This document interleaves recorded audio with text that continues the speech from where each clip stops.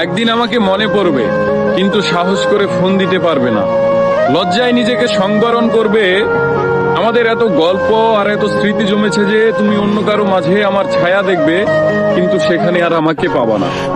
একটা আক্ষেপ জন্ম নিবে তোমার ভিতরে। রাত গভীর হলে আমার ফেসবুক ওয়াল ঘুরতে মন চাইবে তোমার।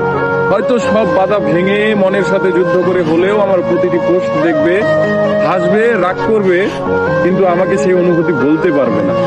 এর চেয়ে আর বড় কষ্টের কি হতে পারে বলো?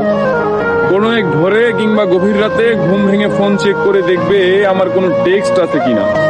আমাকে না পেয়ে তোমার যেই দীর্ঘশ্বাস জন্মাবে তা তোমার প্রাপ্য ছিল। আমি তো কোনো অন্যায় করিনি।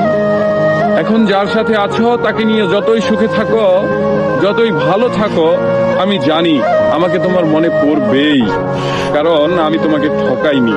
তার সাথে কাটানো প্রতিটি সুখময় মুহূর্তে আমি থাকবো তোমার মস্তিষ্কের একটা কোণে।